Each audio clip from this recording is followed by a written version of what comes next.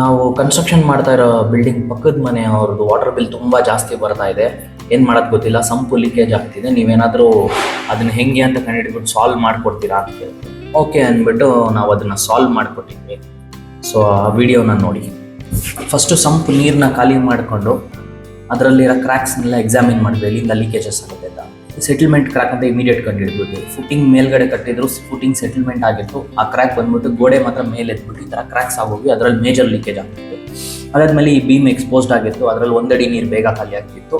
ಆಮೇಲೆ ಬೀಮ್ ಕೆಳಗಡೆ ಪ್ಲಾಸ್ಟರಿಂಗ್ ವಾಲನ್ನು ಮಾಡಿರಲಿಲ್ಲ, ಅಲ್ಲಿವರೆಗೂ ನೀರು ಇಮಿಡಿಯೇಟ್ ಆಗಿ ಖಾಲಿ ಆಗ್ತಿತ್ತು. ಸೊ ಅದಕ್ಕೇನು ಮಾಡಬೇಕು, ಇದಕ್ಕೆ ಸಿಮೆಂಟ್ ಜಸ್ಟ್ ಕೋಟಿಂಗ್ ಮಾಡಬೇಕು, ಪಾಲಿಮರ್. ಅದು ಮಾಡಬೇಕಂದ್ರೆ ಪಿಟ್ಫಿಂಗ್ಗೆ 5 ದಿನ ಬೇಕಾಗುತ್ತೆ ಕ್ಯೂರಿಂಗ್ ಟೈಮ್. ಅದು ಟೈಮ್ ಇಲ್ಲ, ಇವ್ರಿಗೆ ಅರ್ಜೆಂಟ್ ಆಗಬೇಕು ಅಂದ್ಬಿಟ್ಟು ನಾವೇನು ಮಾಡಿದ್ವಿ, ಡ್ಯಾಮ್ ಪ್ರೂಫ್ ತೊಗೊಂಬಂದ್ವಿ. ಡಾಕ್ಟರ್ ಫಿಕ್ಸ್ ಇದ್ದು ಡ್ಯಾಮ್ ಪ್ರೂಫ್ ತೊಗೊಂಬಂದರೆ 1:1:1 ರೇಷಿಯೋ ಮಿಕ್ಸ್ ಮಾಡಿಬಿಟ್ಟು ಕ್ಲೀನಾಗಿ ಎಲ್ಲದಕ್ಕೂ ಡಬಲ್ ಕೋಟ್ ಮಾಡಬೇಕು. ಕೋಟಿಂಗ್ ಹೆಂಗೆ ಮಾಡಬೇಕು, ಫಸ್ಟ್ ಬಂದುಬಿಟ್ಟು ನಾವು ವರ್ಟಿಕಲ್ ಕೋಟ್ಗಳು ಮಾಡ್ತಾ ಹೋಗ್ತೀವಿ. ಈಗ ನೋಡಿ ತೋರಿಸ್ತೀನಿ. ಈಗ ಬಂದುಬಿಟ್ಟು horizontal coats. Horizontal coat full ಹೊಡೆದಾದ್ಮೇಲೆ ವರ್ಟಿಕಲ್ ಆದರೂ ಫಸ್ಟ್ ಮಾಡ್ಬೋದು, ಹಾರಿಸಾಂಟಲ್ ಆದ್ಮೇಲೆ ನೆಕ್ಸ್ಟ್ ವರ್ಟಿಕಲ್ ಮಾಡಿದ್ವಿ. ವರ್ಟಿಕಲ್ ಮುಗೀತು. ಅದಾದಮೇಲೆ ಡ್ರೈಯಿಂಗ್ ಮಾಡೋದಕ್ಕೆ ಲೈಟ್ ಹಾಕಿ ಬಿಟ್ಟಿದ್ವಿ.